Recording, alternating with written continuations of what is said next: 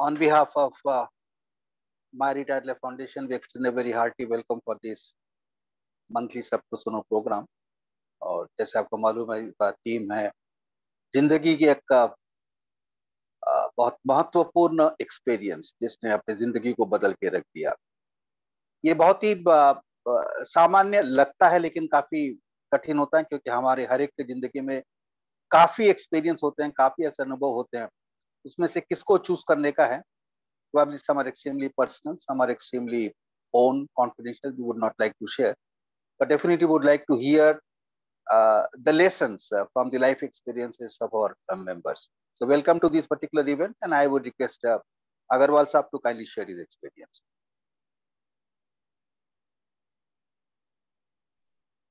Good evening, everybody. Am I audible? Yeah, audible, sir, please. I have had several experiences that had effect on my life, but the one that most affected my thinking is what happened after we came to Mumbai, then Bombay, in 1984 from our project site in Rajasthan. On return from office on certain days, I was finding my wife in a very cheerful mood, totally different from normal mood. After watching for some time, when I mentioned it to her and checked with her what was causing this difference, she mentioned that she has been volunteering at the handicapped children's school and taught the young girls tailoring and embroidery, and in doing so, she felt very happy. She mentioned that she has been able to share her knowledge to the advantage of the young girls, and this way she felt that she is giving back to the society something which she had been enjoying so far. This had a great impact of my thinking that why should I not be giving back to the society what I have been receiving it from it. Around my retirement in 2000, I came to know about an NGO which was supposed to be doing a lot of work to improve the life of elderly people. After attending a few meetings and watching the behavior of the dementia patients in their dementia group, I decided to help these people. I volunteered for working with the dementia patients. After undergoing some training sessions about how to handle these patients, I was feeling very happy in helping these people with their daily routine. I also volunteered for the helpline volunteering, which involved visiting the elderly people, families in distress due to abuse by their family members, and counseling the concerned parties to bring in the desired proper behavior. I visited several persons families from Vashi to Belapur area. And this was giving me a lot of good feeling that I am trying to share something with the society, what I had been receiving so far. I also came to know about an old age home in Sanpada, where they were taking care of young girls, 10 to 15 years, picked up from their parents from the street and taking care of their upbringing. I volunteered to help these children to teach maths and math English, and went there for a couple of years, thrice a week, till they got into an agreement with some nearby school who agreed to look after their educational requirements. With my technical background, I wanted to share it with the students also. I got in touch with a technical institute in Vashi and offered them to teach their diploma students. With some hesitation, they agreed, and I taught them for about 2 years. With my postgraduate qualification, I taught some courses for the management program also. After this, my teaching continued for several years, starting with CISCOMs and all management institutions in Navi Mumbai and NITI for the next almost 15 years, which I really relished very much. I also shared my maintenance management experience with the working executives from various industries through training programs organized at Mumbai, Delhi, Kolkata, Chennai, and one in Dhaka, Bangladesh also. Although some of these activities used to be quite taxing, but I used to feel very happy and satisfied after completing the assignments. Unfortunately, my teaching came to an end after my developing some medical problems. I had also joined the Jesh Nagrik Sangh in Nerul and then concentrated my helping this local organization for helping the elderly people. In addition, I started supporting financially some NGOs like Aramb, which is educating the children from deprived society of state of the society, Mangalam Trust, which is taking care of the cancer patients, HelpAge, and some others. Latest was joining MRL, which I'm enjoying thoroughly. my whole concentration and efforts have been towards giving back to the society something from what I had received from it all these years. My only wish is that may God keep me fit enough to do my might to serve the society in whatever humble way I can. Thank you very much and best wishes for a very happy Diwali. Thank you Agarwal ji, आपका बहुत ही अच्छा अनुभव था, that you learned from your wife how to give back to the society and started giving it, and you have been really a good teacher. Let me tell everybody that Mr. Agarwal, we used to call him Professor Agarwal. He was one of the most respected operations management teachers at the SIS College of Management Studies for a long time when I was the director. And he was respected and he was revered, and he was known to be a very strict teacher. Normally, Thank you very much. Very, very strict teacher at the postgraduate level. I still remember those days. So thank you very much for sharing the experience and learning experience from wife. Thank you very much. Great. Thank you. May I request the next speaker, R.K. Modi Saab, to please come and share his experiences. Thank you, sir. Good evening to all. I will share my experience, which has impacted, and I can say it has shaped my life also. What has happened? कि कहते हैं कि बुरी आदत बहुत जल्दी लगती है और जल्दी छूटती नहीं है। तो जब मैं इंजीनियरिंग कॉलेज में था, नीट जमशेदपुर, तो वहाँ कैंपस में जो है एक दुकान थी जिसमें साबुन तेल वगैरह मिलता था और स्टूडेंट्स वहीं से लेते थे। उसका जो मालिक था, उसका लड़का हम लोगों की उम्र का था। तो हम लोग अपने गांव से 4-5 लड़के थे, उनसे दोस्ती हो गई। तो जब भी हम लोग जाते थे, कोई नहीं रहता था, तो वो कैप्स्टन सिगरेट निकालता था और जैसे गजेड़ी लोग चुट्टा मारते हैं ना, ऐसे कहते था जो कौन कितना दम ज्यादा मार सकता है। तो हम लोग वो साथ खींचते थे। इस तरह से करते करते करते जो है वो एक आदत सी हो गई। और इवन इंजीनियरिंग छोड़ने के बाद भी जब सर्विस वगैरह में गए, ये आदत बढ़ती ही गई, बढ़ती ही गई। पहले 2-4 पीते थे, फिर 8-10 पीने लगे, फिर 2 और 3 पैकेट होने लगा पर डे। ये मेरे लिए बहुत स्वास्थ्य के लिए भी हानिकारक था और मेरा फाइनेंशियल कंडीशन भी खराब था, उस पर भी इफेक्ट पड़ने लगा। तो ये घटना जो है और 1998 की है। तो 1998 में मुझे चेस्ट में, मैं उस समय जोरहाट में था, जोरहाट आसाम में, तो बहुत चेस्ट में काफ़ी पेन हुआ। हॉस्पिटल में भर्ती हुआ, जो भी था दवाई देके उन्होंने कहा कि आप जो है अच्छे हॉस्पिटल में चले जाइए, बम्बई में बहुत अच्छे हॉस्पिटल है, वहाँ इलाज कराइए। तो मैं वहाँ से रेफरेंस लेकर के जो है बम्बई के लिए चल पड़ा बाय प्लेन। तो जोरहाट से कलकत्ता था, कलकत्ता से बम्बई। तो जोरहाट से कलकत्ता सुबह थी, 10-11 बजे प्लेन था। फिर वहाँ वेट करना पड़ता था। उस समय कलकत्ता से बम्बई की ज़्यादा फ्लाइट नहीं थी, तो शाम में फ्लाइट होती थी। तो 4-5 घंटे वेट कर रहा था। तो ये घटना के बाद मैंने सिगरेट नहीं किया था। पहले भी कई बार छोड़ चुके थे, कभी 1 महीना, कभी 2 महीना, साल भर छोड़ के भी वो फिर पीने लगते थे। लेकिन यहाँ पे बहुत जोर की तलब लग गई कि सिगरेट पीना है। तो उस समय एयरपोर्ट कलकत्ता का इतना ये नहीं था। बाहर निकलते ही कार पार्किंग में एक छोटी सी दुकान थी सिगरेट की। तो मैंने कहा चलो एक पी लेते हैं, क्या ये पहले भी होता था, अरे इतने दिन छोड़ दिया, 6 महीना, एक पी लेते हैं, क्या होगा। उससे फिर शुरू हो जाता था। तो मैं बाहर निकला, आधा रास्ता तय किया, तो मेरे स्ट्रॉन्ग विल ने कहा कि नहीं, अगर अब तुम नहीं छोड़ोगे तो फिर कभी नहीं छोड़ पाओगे। मैं फिर लौट के चला गया एयरपोर्ट के अंदर में। फिर इच्छा हुई, फिर इस तरह से आप समझिए कि 3-4 बार मैं बाहर निकला, एक बार दुकान तक भी पहुंच गया, लेकिन वहां से लौट आया। लौट के फिर आया, बॉम्बे आया।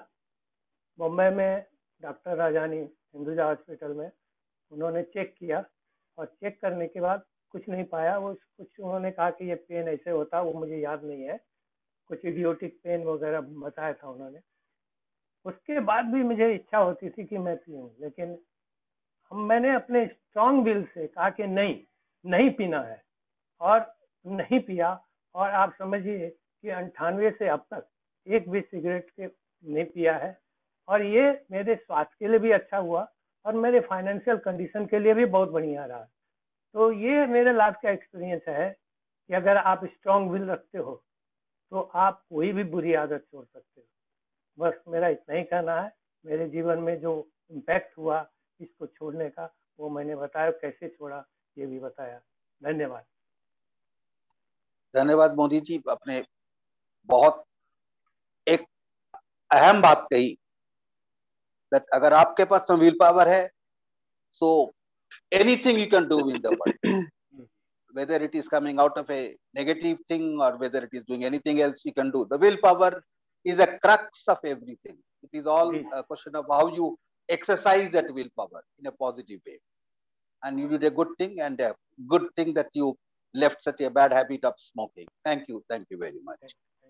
Thank you. Next, I request Samata madam to please come and share her thoughts, experience. नमस्ते, सुनाई दे रहा है ना मेरा? हाँ, दे रहा है, सुनाई देता है। तो thank you very much. Namaste to everybody. तो बहुत अच्छा लगा अग्रवाल सर का और मोदी सर का एक्सपीरियंसेस सुन के, बहुत ही अच्छा लगा। And now I want to share my एक precious experience with my father. तो एक बार in one of our sessions में बोल चुकी थी कि I was highly influenced by my father. तो उनके आज का एक्सपीरियंस भी उनके साथ ही रिलेटेड है। तो हमारे जमाने में एलिमेंट्री स्कूल और हाई स्कूल, एलिमेंट्री स्कूल में first class, second class, third, fourth, fifth, और हाई स्कूल से first form, second form, fourth form, fifth form, SSLC, वो पैटर्न था। तो एलिमेंट्री स्कूल से हाई स्कूल आने के लिए एक एंट्रेंस एग्जामिनेशन, उस एंट्रेंस एग्जामिनेशन के लिए हमारे हेडमास्टर सर फॉर्म दिए थे और मैं घर में लेके आई form, and I given it to my father and asked him, Nana Garu used to call him, Nana Garu, this form is given by our head sir and we have to fill the form. तो मेरे father fill up करने लगे थे, नाम, address, बहुत सारे details and all he has filled up. But caste के बाजू में जो है उन्होंने एक ब्लैंक, एक लाइन डाल के छोड़ दिया। Then I asked him, Nana Garu, why you have left it? Because we belong to this particular caste, and why this caste form में आपने dash डाल दिया? Then that day, that means hardly I was a 9-year-old, एक बच्ची, 8.5 years, 9 years, that's all maximum. उस दिन उन्होंने मुझे explain किए थे कि how the caste system first started in society and later how it has shaped badly and spread into the society and divided the society in the name of caste. तो वो इतना मुझे उन्होंने समझाया था, एंड वो मेरे दिमाग में, मेरे फादर जो भी बताते थे 100% स्टैम्प हो जाता था दिमाग में। तो वो he ended his narration to me कि I believe in casteless society. वो 9-year-old की बच्ची थी मैं, मुझे वो उतना ब्रॉड उसके बारे में मुझे मालूम नहीं था आई बिलीव इन कैस्टलेस सोसाइटी का मीनिंग, लेकिन मेरे फादर बताया मैंने, वो 100% करेक्ट। सो नेक्स्ट डे मैं जब स्कूल गई थी, बच्चों के बीच में सब तो 9-10 years के बच्चे थे, वन एंड अगेंस्ट ऑल ये होगा डिस्कशन हो रहा था, समता तेरे को कैस्ट क्यों नहीं है, कैस्ट क्यों नहीं, मेरे पिताजी ने बताया हमको कैस्ट नहीं है। तो वो लोग बोलते नहीं रे, हम सबको है, मुझे है, उसको है, इसको है, उसको है, तुमको क्यों नहीं, मुझे नहीं है, I believe in cashless society. मैंने दैट डे मुझे गर्व लगा था वो सेंटेंस बोले में, I believe in cashless society. अभी तो बड़े होने के बाद उसका ब्रॉड मीनिंग मुझे पता लगा था। तो आप भी देख लीजिएगा, तो हर जगह सोसाइटी में कैस्ट बेस्ड पॉलिटिक्स होते हैं, इलेक्शंस में भी कैस्ट बेस्ड पॉलिटिक्स। कोई चुनाव में खड़े रहेंगे तो ये देखते हैं how honest that person is और how capacity and potential he is having to serve the society. वो नहीं देखते हैं, देखते क्या चीज है, वो अपना कैस्ट है। ये अपना word is sometimes it's very dangerous. वो क्या है, वो अपना कैस्ट है, अपना कैस्ट उसका डालो, वो सोच डालो, वो करे ना करे, और वो बाद में बहुत सारे पैसा कमाए, वो अलग बात है, लेकिन देखते हैं अपना, ये अपना इज हाईली डेंजरस। सो उस दिन जो पिताजी ने मुझे मेरे दिमाग में जो इंट्रोड्यूस किया है, that particular ideology became stronger and अभी तक वो स्ट्रॉन्गर होती गई है। And the same ideology both my husband and myself, we have introduced in the minds of our daughters also. And still I believe in that the same ideology, and many of my father's ideology, many are there. And this is really, I believe in casteless society. And I'm very happy to share this precious experience along with my father today with you all. So thank you very much.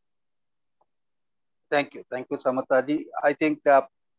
Uh, I think most important thing is that we learn certain good things from our parents, and when we learn some of the ideals from our parents, possibly that is the most precious thing in life. And therefore, believing in a value system, inculcating a value system for a parent, from a father, is a very, very important thing. And this experience of belief in the casteless society is a testimony to that. Thank you very much. Thank you very much. Maybe, thank you. Can I call the next speaker, Bharat Bhushan ji? नमस्कार sir, आवाज आ रही है क्या? नमस्कार, आ रही है। तो नमस्कार दोस्तों, आज की संध्या में मैं आप सभी को सादर प्रणाम करता हूं। साथियों, कुछ लोग ऐसा कहते हैं कि समय का चक्र अविरल गति से चलता ही जाता है, वो कभी नहीं रुकता। तो जब समय बीतता है तो उसके साथ साथ हमारे जीवन में प्रत्येक पल कोई ना कोई घटनाएं घटित होती रहती हैं। उनमें से कुछ हम याद रखते हैं, कुछ समय बाद भूल जाते हैं, लेकिन कोई कोई घटना हमारे जीवन में ऐसी होती है जो हमारे जिंदगी में कभी भुलाए नहीं भूलती, और वो ही घटना कहलाती है जो जीवन की धारा बदल देती है। मैं आज आपके माध्यम से एक अपने जीवन की छोटी सी घटना का वर्णन करना चाहूँगा, जिसने मेरे जीवन में एक बहुत ही परिवर्तन लाया। साथियों, आप जानते हैं कि मैं स्टार पेपर मिल सहारनपुर में शिफ्ट इंचार्ज के पद पर काम करता था। एक पूरी शिफ्ट मेरे अंडर में थी और क्वालिटी मैनेजमेंट डिपार्टमेंट में मेरा काम जो है अलग अलग पैरामीटर्स को चेक करना और उसकी रिपोर्ट आगे फॉरवर्ड करना था।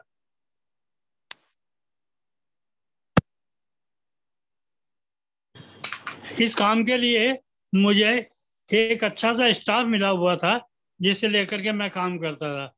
लेकिन जैसे आप जानते हैं कि हमारी मेंटेलिटी जो है कुछ ऐसी है कि काम में रिलैक्स कर जाते हैं, तो उसका मुझे बड़ा टेंशन रहता था।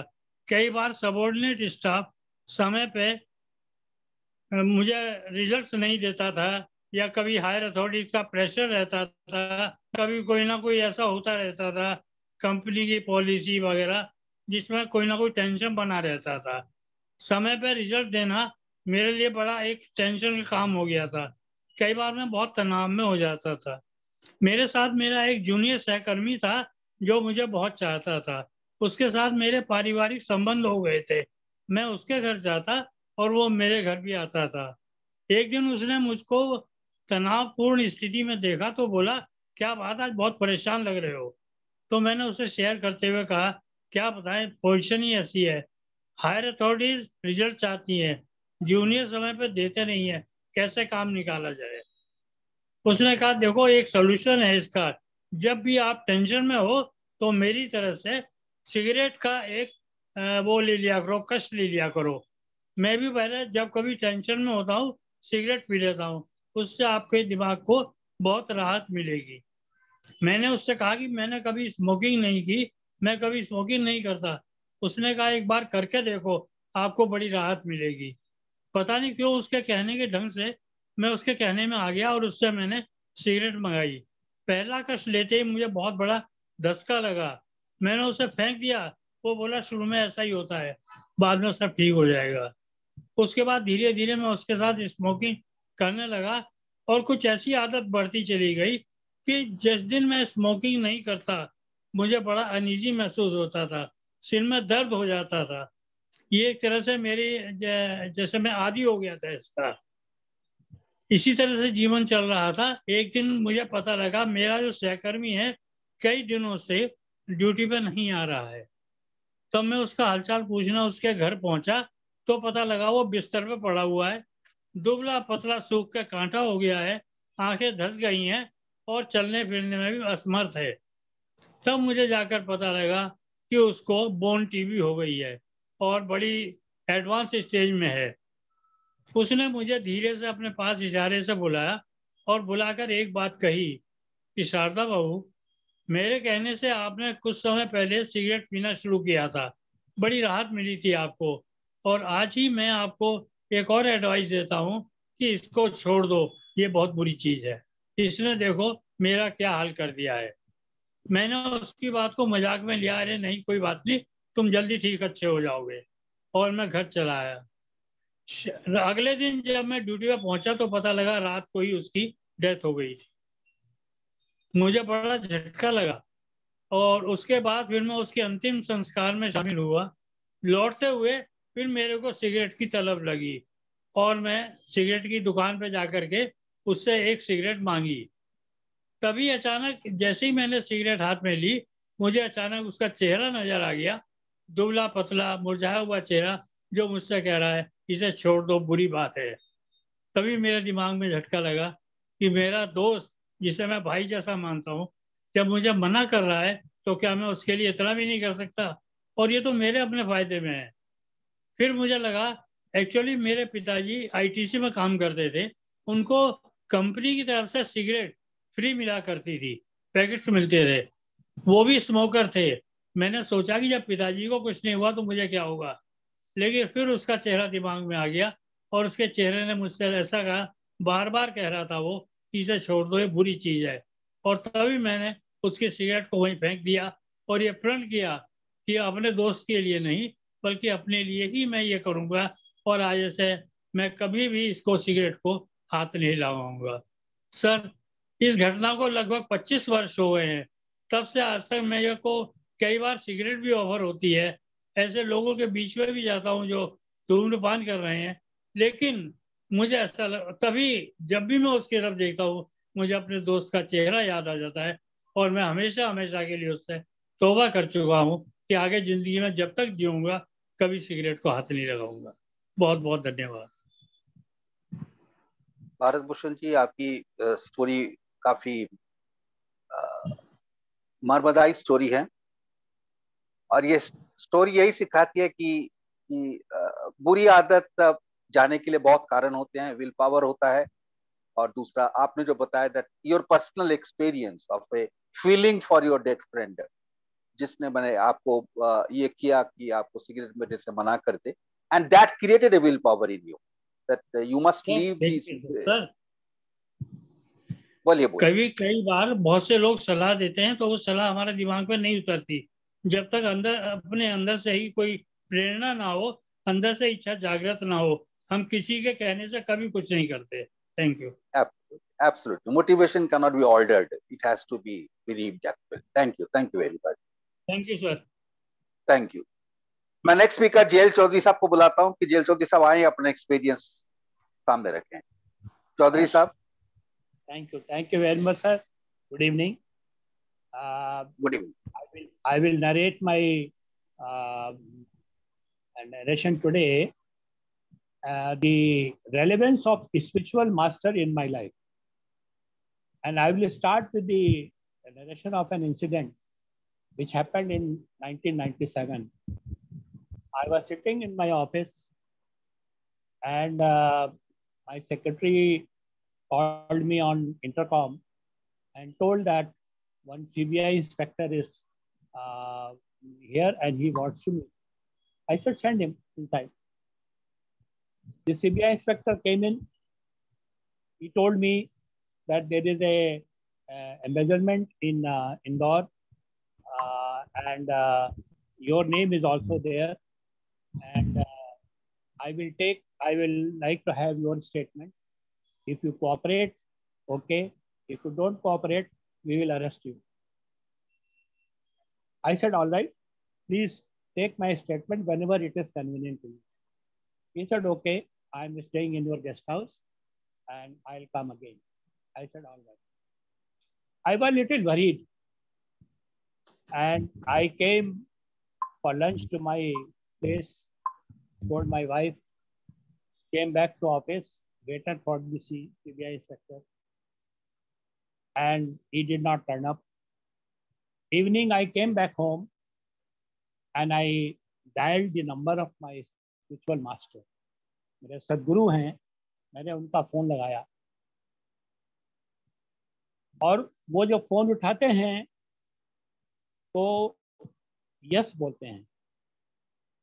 मेरा ऐसा कन्विक्शन है और सब में भी था कि अगर उन्होंने यस बोला तो मेरा कोई नुकसान नहीं होगा. मैंने फ़ोन लगाया, उधर से आवाज़ आई यस. मैंने कहा महाराज जी जवाल बोल रहा हूँ. हाँ बेटे क्या बात है. मैंने उनको बताया कि आज ऐसी ऐसी घटना हुई, एक सीबीआई इंस्पेक्टर आया, उसने मेरा स्टेटमेंट लेना चाहा.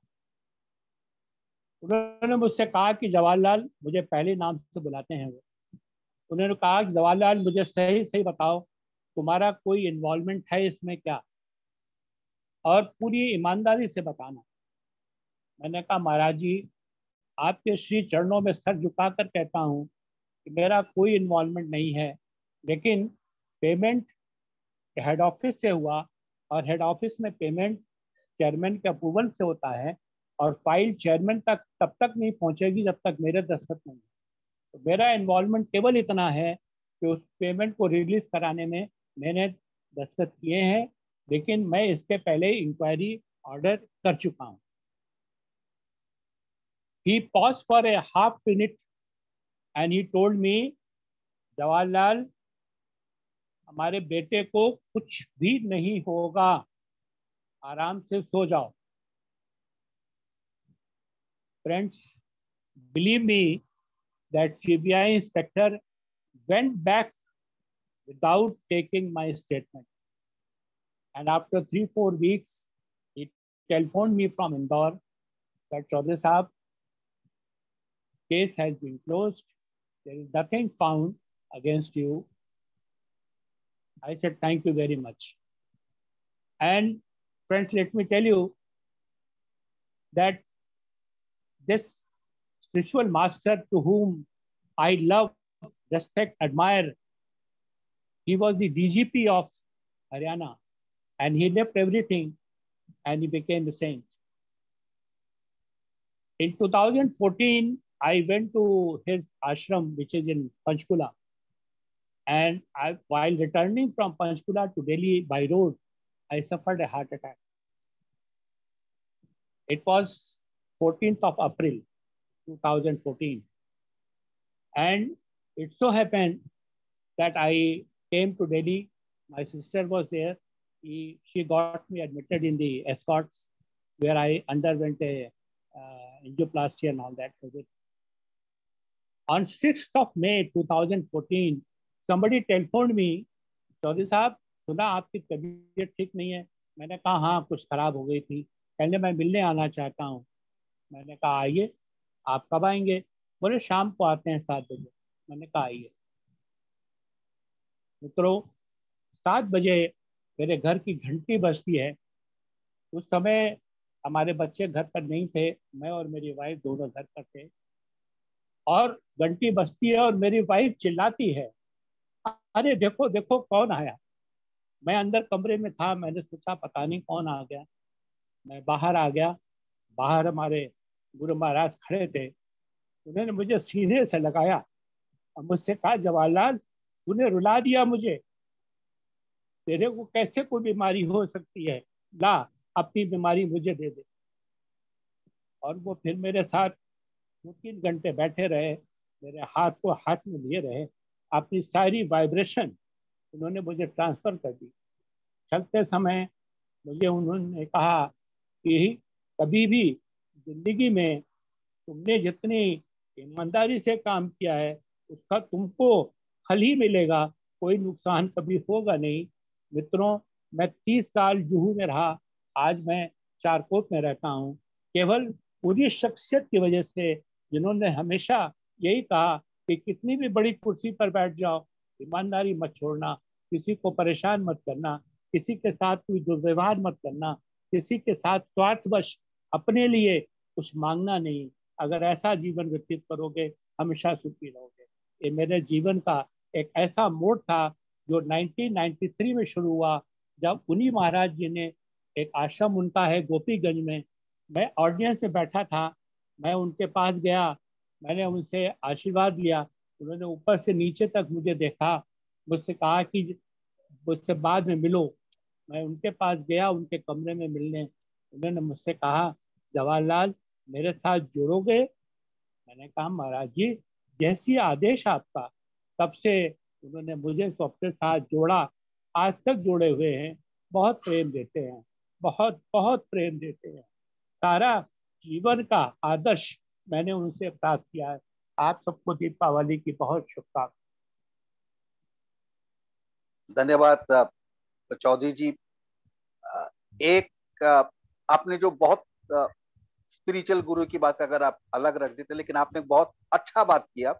आई think that is the crux of the experience what we learn, that there is always a law of karma. You must do good so that you will receive good. You must not do any harm so that you will receive no harm.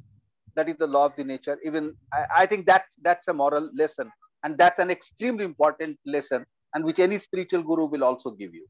But that's a way to lead the life. I agree totally 100%. Chaudhary ji, thank you very much for sharing this your personal story. It's an indeed exciting story. May I request our next speaker, Anand Saxena ji, to please come forward and share the experience. Thank you very much, sir. Good evening to all. I think I'm audible, sir. Audible. Please go ahead. Audio is always good. Voice may not be good. I am going to tell my experience, which gave me a lot of happiness, and it made effect not only on my life, but on the life of the Indian citizens. It was in the month of December 2005. I was posted in Customs Laboratory, Bellard Estate, Mumbai, and one director from the Ministry of Health, she came for some conference in Custom House, and being technical person, I was also invited. That was for administrative purpose, for the purpose of Drug and Cosmetic Acts and Food Adulteration Act. I was not doing some new act also was to come. As usual, after the conference, she asked any suggestion, any question. I raised my hand, and I raised the question. I asked her, first was from the medical side. Madam, all the medicaments, ointments, medicines, vitamin syrups, date of expiry is written. And as far as I know, even if we take any vitamin syrup within a week or after 10 days of its date of expiry, it will not be fatal to us, but if the potency will come down, it will not be that much effective. The same thing for ointment also. So in this view, my suggestion is, why don't you put date of expiry on edible items also? For example, bread is there. It goes to the remote places. After 4 or 5 days, after 10 days, it goes to the villages. The people, they don't know that green colored fungus, which is developed on the bread.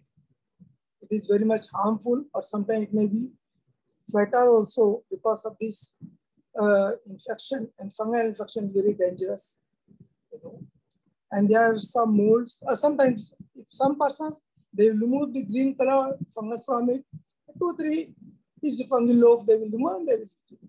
But there are some molds of white color, which we cannot see from the naked eye. But if we consume that mycotoxin, which is developed in that bread, that will also be harmful to our immune system. It may cause our stomach problem, digestive problem, and sometimes it may be fatal also. So my suggestion is, why don't you put date of expiry on the edible items also? Apart from bread, you say chips, that also after certain time, after certain period, that because of the rancidity, it will get spoiled. The person, they don't know, they will go on eating like that. So my suggestion, please consider it and convey my suggestion to the minister. I forgot. In May or June, I came to know they made a FSSAI, Food Safety and Standards for of India Act. It was recommended by the Food Safety and Standards Authority of India. And I was happy to tell you that my suggestion was not only accepted, my suggestion was incorporated in that act. And in that act, it was written that it made it mandatory the words, months, and year up to which the food is best for the consumption. And you would have seen in most of the delivery items, they write best before month and year. They have to, it is mandatory to print that. Best before within such and such period. Best before so many months, like that.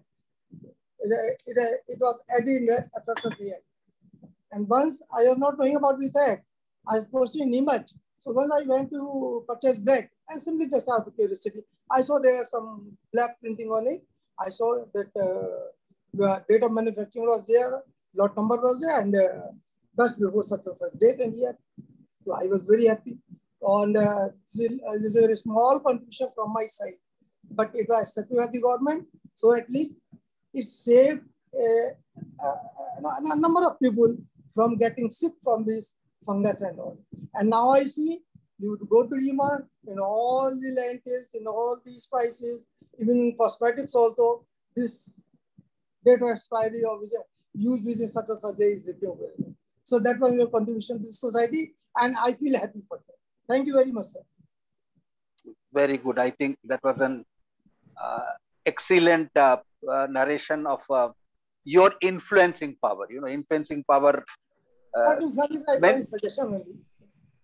नहीं ठीक है, suggestion ठीक है, लेकिन जब suggestion implement हो जाता है और बड़ी तरह से इम्प्लीमेंट हो जाता है तो अल्टीमेटली हम उसको इन्फ्लुएंसिंग पावर ही बोलते हैं.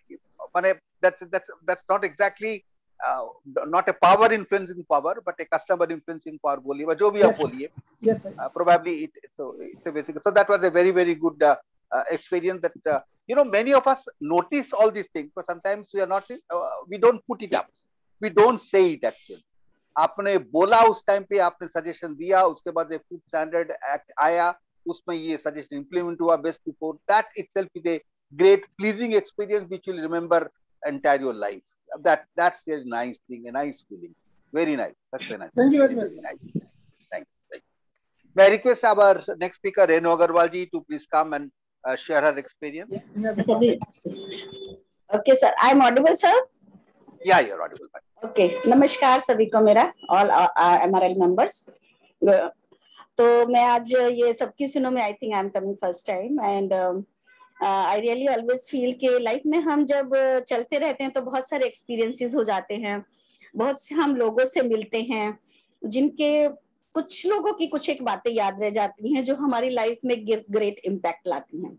तो ऐसा ही कुछ मेरे साथ भी बहुत सारी चीजें हैं बहुत सारे लोगों के साथ, बट सर ने एक बोला है तो आई एम शेयरिंग वन.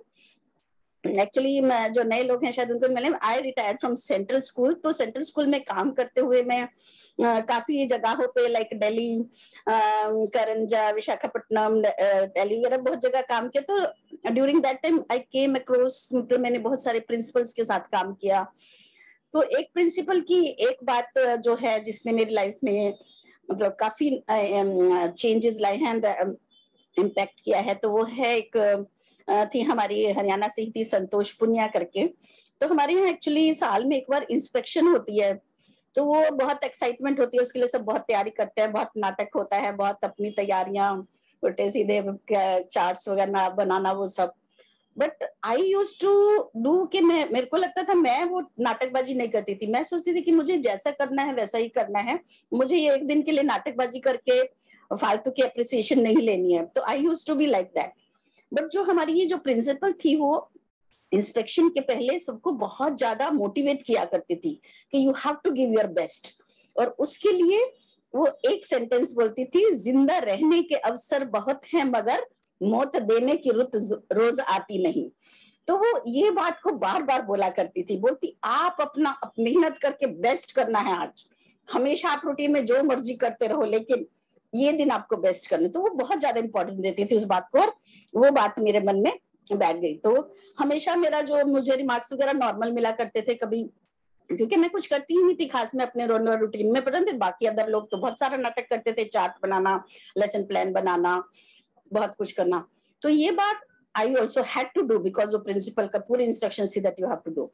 तो मैंने भी काफी नाटक करके और चार्ट वर्ट बना के बहुत अच्छे से अपने को प्रेजेंट किया, तो मुझे बहुत अच्छे रिमार्क मिले। और फिर बाद में इंस्पेक्शन के बाद में एक मीटिंग हुआ करती है जिसमें डू क्योर स्कूल को क्या करने चाहिए, कौन टीचर अच्छा पढ़ा रही है, कौन नहीं पढ़ा रही है, who needs improvement and all, वो सब मीटिंग होती है। तो ये मीटिंग हुई तो उसमें मुझे बहुत अच्छे सबके सामने बहुत अच्छा रिमार्क्स और बहुत अप्रिसिएशन मिला।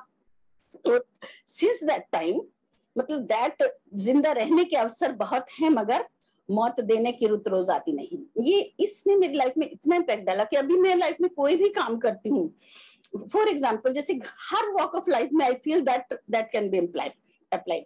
बिकॉज जैसे अभी कोई मेहमान ही आता है, कई बार कोई मेहमान आता है तो कई बार सोचते हो चलो ऐसे कर लो, नहीं मैंने कहा वो तो बेचारे हमेशा नहीं आएंगे, you have to do the best. या किसी को कुछ गिफ्ट देना है, कुछ देना है, नहीं वो एक ही बार है, मतलब ऐसे करके हर उसमें मतलब, या कोई भी काम करना है। इसी तरह मैंने अपने बच्चों को, बच्चे जैसे कुछ प्रेजेंट करने जाते हैं, कुछ वो अपना परफॉर्मेंस उनकी होती है, कुछ भी होता है, तो मैं उनको भी यही जो बोलती हूँ हमेशा, बेटे जिंदा रहने के अवसर बहुत हैं मगर मौत देने की रुत रोज आती नहीं। तो अभी जैसे मुझे यहाँ MRL में भी कभी पार्टिसिपेट करना होता है तो मुझे बहुत टाइम तो नहीं मिलता, but that day I devote for that activity only and I do my best. तो बच्चों को भी ऐसे ही करती हूँ। तो मेरी बेटी तो अभी मजाक में ही बोलती, कभी मैं बोलती हूँ उसको, मान लो उसकी कुछ परफॉर्मेंस है, मैं बोलूँ बेटा पूरा तैयार कर लिया, वो बोलती है मुझे हाँ मम्मा मौत देने की तैयारी कर रही हूँ मैं। तो ऐसा है कि रूटीन में तो लाइफ में हम अपना रूटीन लाइफ जीते रहते हैं, लेकिन जब हमें किसी के सामने कुछ प्रेजेंट करना है तो we have to do our best. That's what I have learn from her and now I apply it in all walks of life and I try to do my best with my knowledge and capacity. So that's all I want to share. Thank you. Thank you madam. आपने एक बहुत अच्छी बात कही, तो जब आप किसी से मिलते हैं या किसी के लिए कुछ करते हैं, probably the sense of excellence, perfection, probably that's what is needed, because you know that there are books also. There's a book which is called, a very very famous book in the world, which is called In Search of Excellence. That book contains the corporate stories of the very successful American companies. Of course, that book was long back, 40 years before.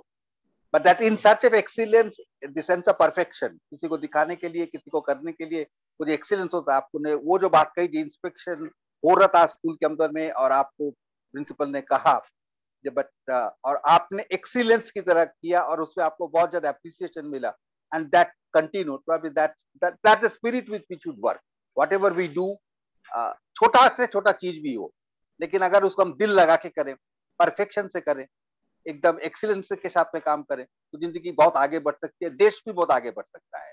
probably that is the lesson today. Thank you very much, Nogobal, sharing your thoughts. Thank you. Thank you. My pleasure. May I request the next speaker, Alka Chadda madam, to please come and share her thoughts. Thank you very much, sir. I'm taking part for the first time. I'm just wondering what I have been missing for so many days. And now I've decided, no matter what happens, I'm going to take part in every Aapki Suno, because all of you are so inspiring and all the stories are so touching and they're so impacting and so influencing, as Sen Gupta sir just said. So thank you so much. So about 35 years ago, one evening, it was about 7 to 8 p.m. in the evening. I was pregnant 9 months. I started getting my pains. The waters burst. I was working actually at that time as an associate professor in the medical college, and about to resign my work to start my own private practice, but I did not have the guts to do it because the income bill stopped, and I had booked a house in Vashi at that time, and I didn't know how will my installment go. So point is, there were difficult times. And as my waters broke, my husband and I, we were rushed to the hospital. We reached the hospital at 10 p.m. At 12 p.m., the charges would change. I was having excruciating pain.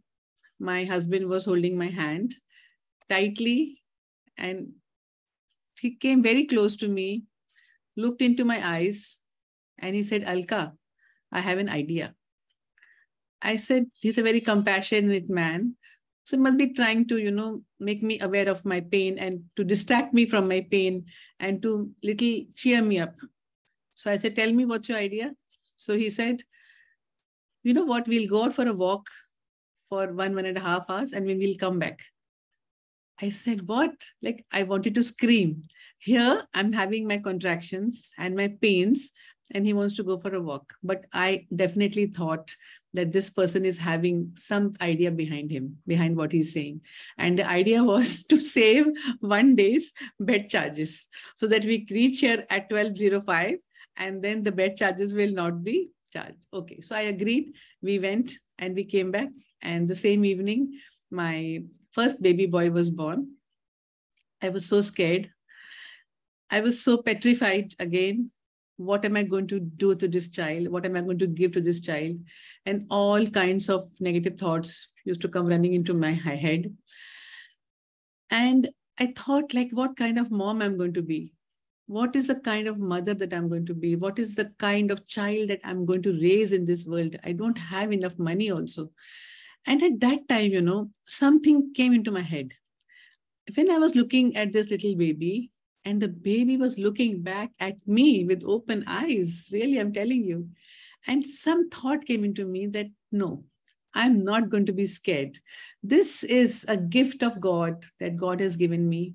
And I'm so, so, so grateful for this gift, and that I'm going to be the best mom in the whole world for this little baby.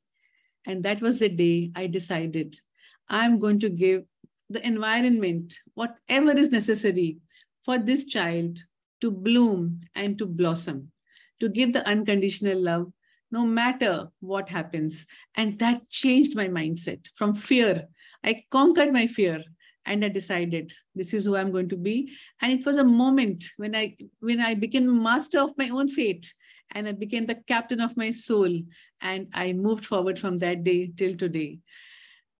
This is what I want to talk to you is the purpose of my life was given to me by God when I looked at my child.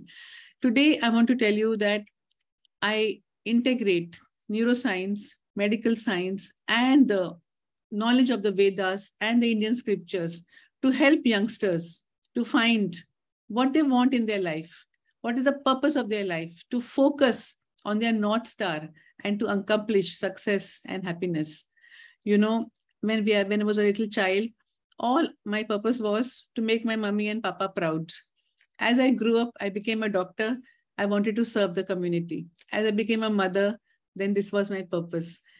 That's what I wanted to tell you. And today I want to congratulate Sen Gupta sir and Samta ma'am and each one of you for the purposes of your life that you're sharing with us. Sen Gupta sir, after he retired, the purpose of his life has been to help the community like us to grow, to be happy, and to be very, very relaxed and to be healthy mentally as well as physically. So this is the purpose what Sen Gupta sir is sharing with us. And that is what I wanted to share with each one of you, how I conquered my fear and I got a purpose in my life. Thank you so much. Thank you, Dr. Alka, for sharing your very, very personal experience of your transformation of your character from a fearful person to a powerful lady, and finding out the purpose of life. I think that's the most important thing. The moment you find a purpose, ikigai, what they call it. Ikigai. The moment you find a purpose of your life, that's done. So whether you're retired, not retired, whether a doctor or a non-doctor, whether you're a slum dweller, whether you're a teacher, whatever you are, if you find a purpose of life, you are done. Your life is successful. You are successful. And the purpose for which you are in the world is successful. So finding out the purpose of life is probably the most important thing, and that you brought out your experience. Thank you very much, Dr. Alka. Very nice. I just want to add about Samta ma'am. With all her challenges in her life, the purpose of her life is with the method of skits, by the method of talks, by the method of whatever she's doing, by the method of art in her, She is conveying her happiness to all of us. So I congratulate Samata ma'am, you and each and every one of you who is part of this MRL, because of you that we are succeeding in this, what we are doing. Thank you so much. Thank you. Thank you very much. May I request the next speaker, Kulvinder madam, to please come and share her experience. Yes, Mrs. Sen Gupta ji. This is the most heartrending incident in my life. I was just out of school, and I passed my SSC at the age of 13. I passed in a very tender age, 13 years old, and I was in the first year of the college. So that is the time, you know, my father was in Air Force. So Air Force, usually on Sundays, you know, they would organize a picnic. And the coaches would be ready and we would go for a picnic. This place was Agra. So Agra is where we, मुझे होश आया कहते हैं ना 6th standard में हम वहाँ transfer हुए थे Agra. My father got transferred there. So till my first year of college, I was in Agra. So this is in my first year of college. Picnic was arranged, and it was to go to Taj Mahal. On the way, the coach, it stopped.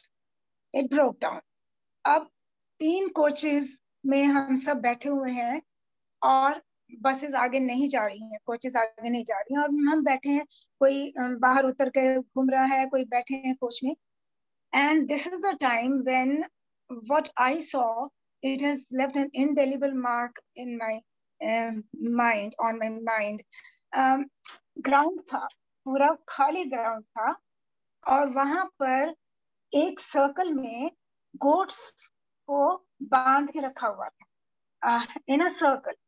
Now they would drag one goat and they would throw it on the ground and they would slit its neck slightly, so the goat is writhing in pain. My eyes were so fixed on that scene, what is happening. And it is such an impressionable age, you know, that age is a very impressionable age. I could not think of anything else, nor see anyone else, not even my parents. I was just seeing that, what is happening there. So it would slit, the person would slit the goat's neck halfway and would throw it on one side. Up, the rest of the goats are seeing, and this one is writhing in pain. They bring the other goat and they slit that one's neck too and throw it on one side. Meanwhile, the first one, they would start skinning the goat alive. It was horrendous. It was pathetic. I don't know what made God to make the coach break down there, and what made him make me see that, which was so very tragic for me. Tragic. So खून बह रहा है और goats तड़फ रही हैं, एक के बाद एक. बाकी जो देख रही हैं वो भी चिल्ला ही रही हैं ना अपनी तरफ से. When they see this, in their own way, they are showing that they are scared. So they are being skinned alive. They are not even killed. एक झटका मारो और मार दो अगर करना ही, वो नहीं हो रहा था. So ये इतना deep impression मेरे mind पर पड़ा इसका, that I could never become a non-vegetarian after that. I used to have non-veg, like my father, he would say, fish is very good for health. So I would never happily take it. No? नहीं खाना है fish, मैं कांटे निकाल के आपको खिला रहा हूँ, have it. It's very good for health, you know, and very good for skin. And you know, as girls are very sensitive to beauty, so ऐसे ऐसे करके मुझे जबरदस्ती खिला देते थे. Egg I could never take happily. Fish I could never take. Chicken, once forced, I would take only the gravy. So this was right from the beginning. But here, after seeing this, I said, I am not going to take non-veg ever. And I decided, till date, I don't take non-veg. And that scene, it flashes in front of my mind, in front of my eyes, and I can never forget. It's an unforgettable incident, which I have yet fresh in my mind. So that's all I have to say. Never a non-vegetarian, always a vegetarian. Thank you. Thank you very much, madam. Your heart-touching story. That's a very tragic thing. That's the way the goats are being sacrificed. Let me put it that way. That's the way the goat. That's a tradition. That's an extremely bad tradition. Extremely bad. Not only bad, but so many tied around in a circle and dragging one in the center and slowly. It's a torture. Torture. I know. In Bengal, when they cut the fish in pieces. Live fishes are being cut in pieces. If you see that scene, it's a really horrendous. Anyway, that's a very good, but a very heart-touching experience which you shared, which many of us have seen actually and become vegan. Thank you. Thank you. May I request our next speaker, Shashi Rastogi madam, to please come. Yes, sir.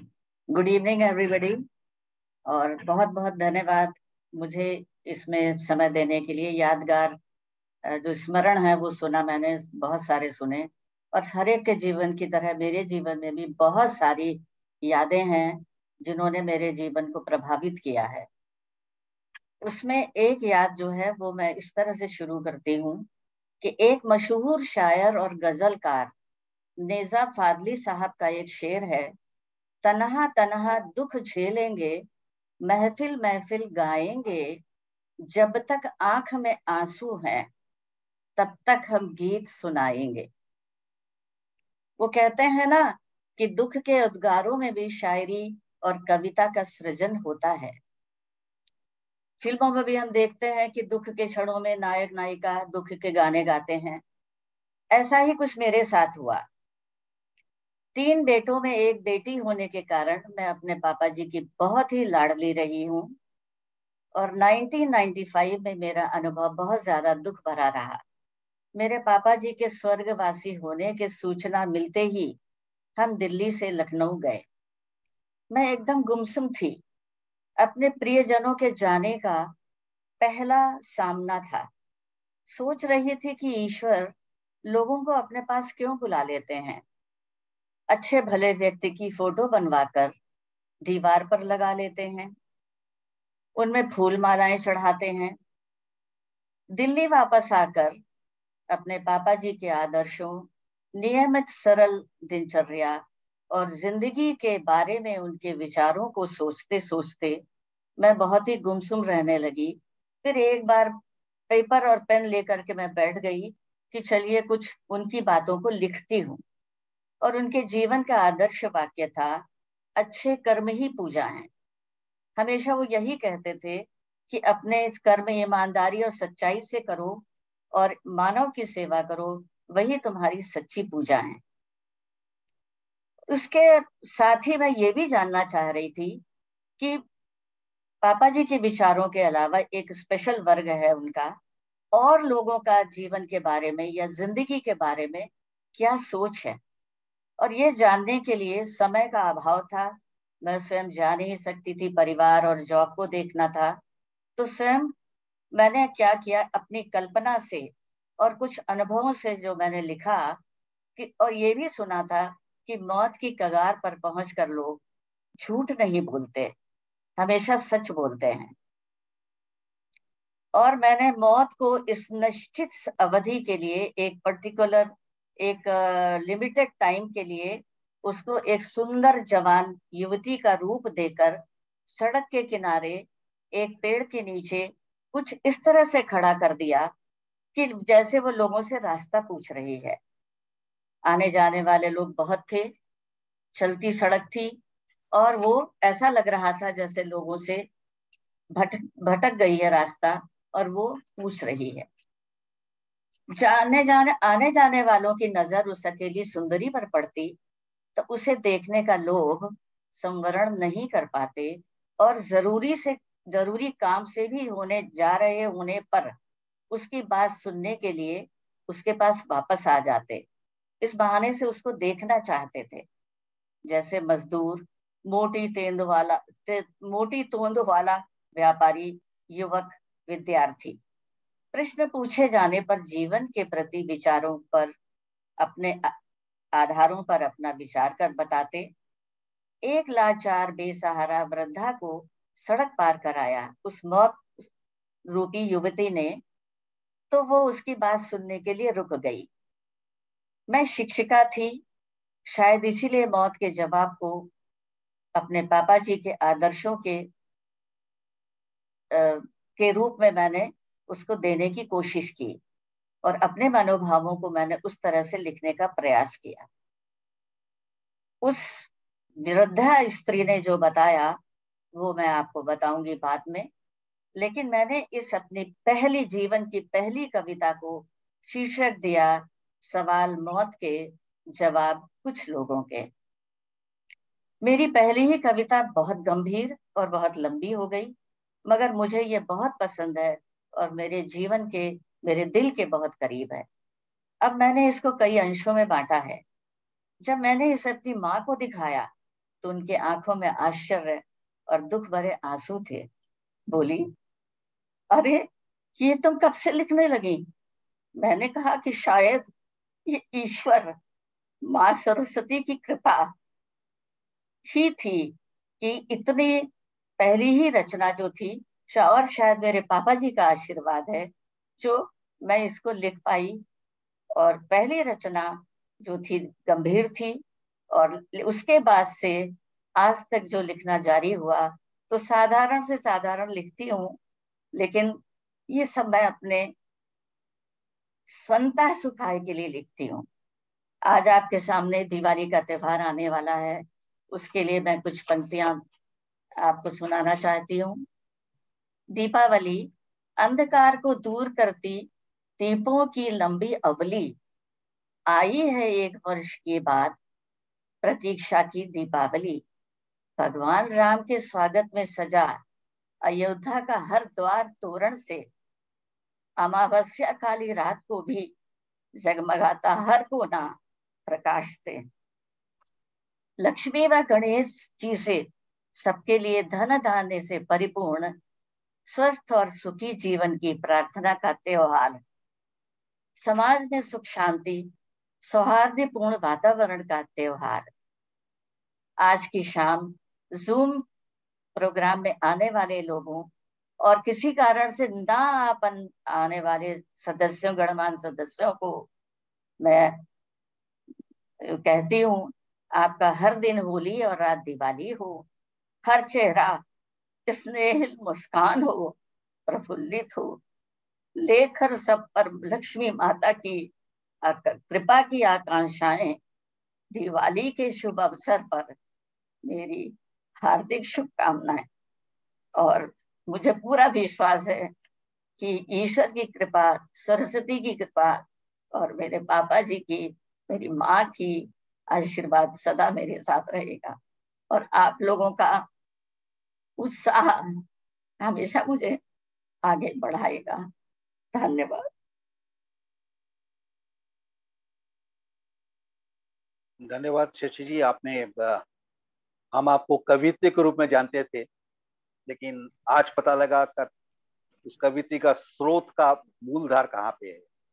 धन्यवाद बोलने के लिए, ये आपकी मर्मस्पर्शी कथा को बोलने के लिए। that your father's memory, your father's idealism inspired you to become a poetess, and you continue writing. May God bless you and continue writing good poets for all of us. Thank you. Thank you.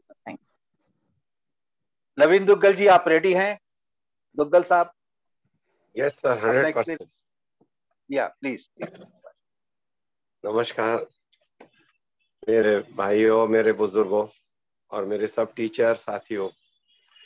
सबसे पहले तो upliftment जो है वो with in होनी चाहिए। मेरे कई गुण हैं और कई बातें मैंने किए हैं, लेकिन आप हैरान होंगे कि मैंने बहुत ही स्ट्रक्चर्ड वे से बोलता हूँ। ये सब आप सब लोग की कृपा और आशीर्वाद से है। और उस मालिक का भी कृपा है। बचपन में जब हम एजुकेशन में थे तो हमारी मदर 11 साल में चले गई और मुझे संभालने वाला कोई और था। तो सारे वातावरण को देखे तो हमारे पिताजी चुप रहे और बोले no matter what you are where you are, अपना नाम गर्व से अपनी ईमानदारी, खुददारी, मेहनत और इज्जत सबकी करते हुए आगे बढ़ना। क्या करोगे क्या नहीं करोगे मैं नहीं बताने वाला, ना मैं मुझे पूछना। तो उससे मैं जब आगे आया वातावरण में तो काफी कंपटीशन, इंजीनियरिंग बनना है, ये करना वो करना, गलती हो गई। तो गलती से मैं 13 साल 13 साल मतलब पढ़ाई, 14 साल पढ़ाई की लिखाई की। फिर 1 साल का डिप्लोमा किया जिसकी वजह से मैं एक टेक्निकल लाइन में चले गया। लेकिन उस टाइम हमें पता चला पर्पस ऑफ लाइफ क्या है। तो हम बाहर गए जब बहरीन जैसी कंट्री में, तो वहां हम 40 साल वहीं भून गए। तो what is purpose of life हमें नहीं पता था। तो हमारे स्वामी चिन्मयानंद जी, हरे राम हरे कृष्णा, हर एक हिंदू और इंक्लूडिंग श्री श्री रविशंकर जी का काफी प्रभाव हुआ, सारे महापुरुषों का। चाहे मैं वहां रहा लेकिन अंदर से मेरे ये इच्छा थी कि भाई मैं how can I help you. चाहे मैं इतना पढ़ा लिखा नहीं हूँ, चलो मेरे मोटर स्किल अच्छे है, चलो जो लिमिटेशन है। लेकिन 40 साल के बाद समझ आया कि अब बच्ची है और बड़ा है तो पैसा भी कमाना है, इज्जत भी बनाना है, पोजीशन भी है। तो मैंने रिस्ट्रक्चरिंग एजुकेशन पे ध्यान दिया। तो डॉक्टर सेन गुप्ता जी जैसे कई अच्छे वहाँ के लोग मिले, इंडिया के भी लोग मिले। तो उन्होंने मुझे प्रोत्साहन करके मैंने फिर से यूके की पढ़ाई शुरू कर दी। चाहे मैंने डिप्लोमा किया, city and guild, Cambridge English वगैरह वगैरह, उसकी बड़ी बात नहीं थी। मगर जिस बंदे के साथ उस प्लेन में आया था वो एक एक्सीडेंट में मारा गया, एक्सप्लोजन में। और जब मैंने वो हालात देखी तो उनकी फैमिली आई है 2 दिन पहले। एक बच्चा बोलता है पापा मुझे स्कूल कब लेके जाओगे, एंड इज नो मोर। तो तब से मैं सेफ्टी 40 इयर्स की उम्र से अभी तक लास्ट सेफ्टी, सिक्योरिटी और welfare, wellbeing of human beings पे नोट किया, मतलब गौर किया और उसी में सेवा में लग गया। और इस खुशी में कि अपनों को तो हम बचा नहीं सके, कम से कम किसी के काम आ गए। और उसके आगे अपना धैर्य, इवैल्यूएशन, एक सिस्टम से चलना, ये मैंने आप सबसे सीखा under the guidance of doctor Sen Gupta ji, Sahmata madam, और हर एक का नाम मैं नहीं ले सकता, लेकिन एवरी सोल आई मेट। और मुझे कोई ऐसा नहीं लगा कि मैं अकेला हूँ। इस वजह से आज भी मैं आप सबका अभिनंदन करता हूँ और ये कहना चाहता हूँ आगे बढ़ो, कभी भी अपने आप को अकेला मत समझो। और तीसरी बात है, बच्चों पे इतना डिपेंडेंट ना रहो कि अगर वो हैं या नहीं है, हमें अपने आप को ठीक रखना है किसी भी हालत में। चौथा, कम्युनिकेट करो, कोऑपरेट करो, दिखावे के लिए नहीं, फोटोग्राफी के लिए नहीं, कुछ भी नहीं, सिर्फ अपनी अंदर की आत्मा को शांत रखो। धन्यवाद और हैप्पी दिवाली। धन्यवाद। धन्यवाद। आई थिंक रविंद्र गुल जी, आपने बहुत इंपॉर्टेंट चीजें कही। जिंदगी से आपने बहुत कुछ सीखा है। Most important thing is let us move on and let us never think we are alone. हम सब मिलके काम करेंगे तभी आगे बढ़ सकते हैं। बहुत अच्छा कहा। Thank you very much. और आज आपके लास्ट स्पीकर अपने जो अनुभव शेयर करने वाले हैं, मैं रीता सक्सेना जी को बुलाता हूँ। मैडम आइए। Thank you, sir. Good evening to all my MRL friends and Sen Gupta sir. Actually, I'm not a very good speaker, लेकिन मैं एक ऐसा इंसिडेंट आप सबके साथ शेयर कर रही हूँ जो मेरी ही लाइफ में हुआ। और वो दिन था 24 February 1979. My father was suffering from cancer. He got operated 2-3 times, and the doctor says that he has no more time. Whatever you want, you can do. So my mother decided maybe we will stay in the hospital. I was working in Delhi, CRCL. So suddenly my uncle told me that you are getting married after 5 days. That is on 2nd of March. मैं एकदम surprise हो गई. I was not mentally prepared for that. Sir नहीं, doctor ने कहा है अभी time नहीं है इनके पास, इसलिए जो करना है कर लो. मैंने कहा ठीक है. Then I came to, my father was in Agra hospital. तो मैं दिल्ली आई and I took money from the bank and he said you have 4 days to for preparation. मैंने कहा okay. So with great tension I came to the station, New Delhi station, and just running to catch the train. There was 2 train, Janta train. One was Bombay Janta and other was Madras Janta. I was not knowing this thing. I was knowing only Janta that goes to Agra. So मैं जल्दी आई और I asked one person, is it Janta? वो बोला yes. And मैं बैठ गई फटाफट. और ये मुझे इवनिंग में मुझे पहुंचना है 6 बजे मेरे फादर के पास जल्दी. अभी वहां से जब मैं गई मथुरा आया, मथुरा के I came to the window. Now Agra will come after half an hour. So I was get ready to take my all luggage वगैरह और मैं I was waiting on the door. Agra आ ही नहीं रहा, आगरा नहीं आ रहा है, वेटिंग 1 घंटा हो गया. What is this? तब मैंने पूछा ये कौन सी ट्रेन है? तो 1% बोल कि ये आगरा मुंबई जा रही है. मैंने मुंबई जा रही है? बोले हाँ. बोले मैंने कहा नेक्स्ट स्टेशन, बोला भरतपुर. माय गॉड, मैं इतनी परेशान हो गई एकदम से. और it was 6 o'clock in the evening और फरवरी में विंटर टाइम एकदम डार्क हो गया. सो कुछ भी मेरे दिमाग में नहीं आया. मैं I get down at Bharatpur पे आई तो it was a very small station. कुछ भी नहीं था वहां पे. 2-3 persons were there. I went in the waiting room, asked him कि भाई नेक्स्ट ट्रेन कब है आगरा के लिए? क्या? बोली कोई ट्रेन नहीं है, मॉर्निंग में है. मैं बहुत परेशान हो गई. मैंने कहा अभी मुझे क्या करना चाहिए? तो मैंने आके, एक बंदा वहां पे था, कोई स्लीपर वगैरह था, तो बोला मैडम आप एक कर सकते हो कि आप इस बस स्टैंड जाइए और लास्ट ट्रेन 8 o'clock है. सॉरी बस. तो एसटी की बस थी. तो बोले आपको 8 o'clock मिल जाएगी और यहाँ से 1 घंटा लगेगा. अब मेरे पास सिर्फ 1 घंटा बचा था. तो मैंने एक रिक्शा लिया, तभी मैन पुलर वाला रिक्शा था, और जानबूझ के एक ओल्ड आदमी को लिया करके मारे. मैं वहां से निकली रिक्शा से. जाते जाते जब तक मैं बस स्टैंड पहुंची वहां 8 बज गया. एंड एक बस बाहर निकल रही थी गेट के. मैंने उसको जो पैसे भी नहीं देखा, जो भी था हाथ में उसको दिया और मैं बस के आगे खड़ी हो गई, हाथ दे के रुकाया. इत्तेफाक से वो लास्ट बस थी जो मुझे मिली और 12 बजे रात को मैं आगरा पहुंची. मेरी मदर, मेरे ब्रदर, सबका बहुत बुरा हाल, क्योंकि उस वक्त कोई मोबाइल नहीं था, कोई कम्युनिकेशन हो नहीं सकता था. मैं इतनी पर्टर्ब हो गई थी और दूसरी चीज मेरे पास पैसे थे. मैं ये सोच रही थी इस जंगल में कुछ रात में मैं क्या करूंगी.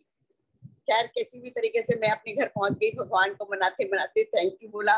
और बाद में मैं आज तक वो इंसिडेंट को भूल नहीं पाई. लेकिन एक सीख मुझे जरूर मिली कि टाइम से बस स्टैंड हो, ट्रेन हो, एरोप्लेन हो, टाइम से पहले पहुंचो, नहीं तो ये गलती होने का चांसेस बहुत ज्यादा है. So thank you sir, give me this chance to speak. I am not a good speaker. Anyway, thank you so much and we wish you all a very very happy Diwali. Thank you very much परीता जी. आपने बहुत interesting और practical story कही और आपने जो principal किया वो principal मैं बिलीव करता हूँ. मैं ट्रेन हो चाहे फ्लाइट हो, मैं 10 घंटा पहले ही पहुंच जाता हूँ. किसी भी हालत में फ्लाइट मिस नहीं करूंगा. तो thank you very much for telling this particular story. So I think we had a very exciting session of Sabki Suno. We learned various dimensions, various aspects, starting from very emotional to laughing to practical aspects of life. And these are the life experiences. Life, joy hai, dukh hai, sukh hai, jwar hai, bhata hai. Life is like that only. So it's a nice to hear everybody's experience in the lifetime. Thank you very much for being there. Thanks a lot. Thank you very much.